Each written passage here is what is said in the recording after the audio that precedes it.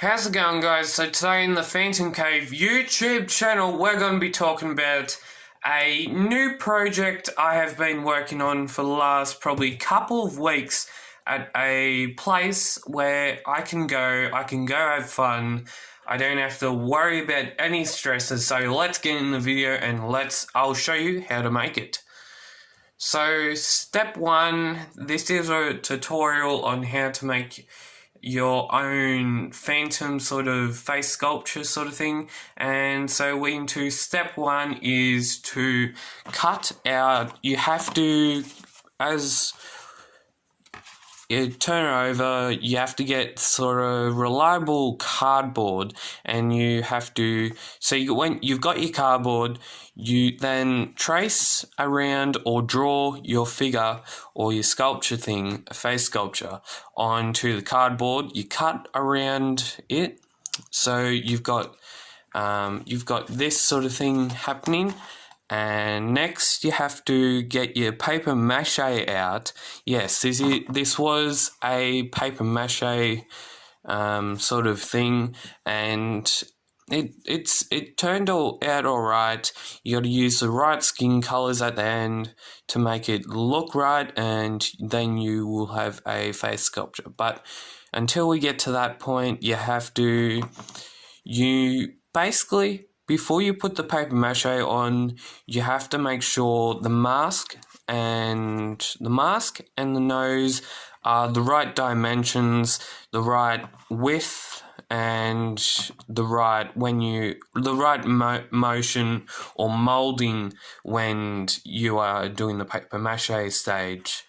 And the way I've done this is I've got another piece of cardboard, and I've just folded it into two, and basically I've folded it into two, and then you stick it down with some sticky tape or something like that. And you also do that you either do it with sticky tape or you do it with PVC glue, or like some sort of glue that you can stick things down on.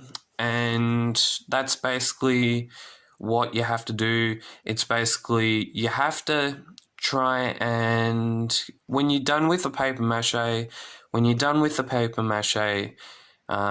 plus another tip with the paper mache, and when you're going across the nose, you have to make sure that you do a lot of layers, because you want that like indentation when you're doing the painting, obviously, and you want that to happen because you want to make it look like 3D effect.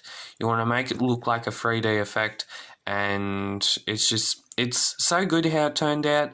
And then the final stage is to add your shadows, and then the final stage is to get your paints, and you have to mix up the skin tones, the shadows. You have to do all the shadows, do all that stuff.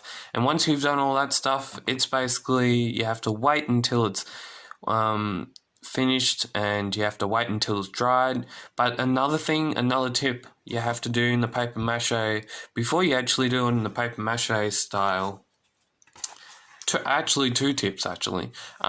You have to try and bend it across.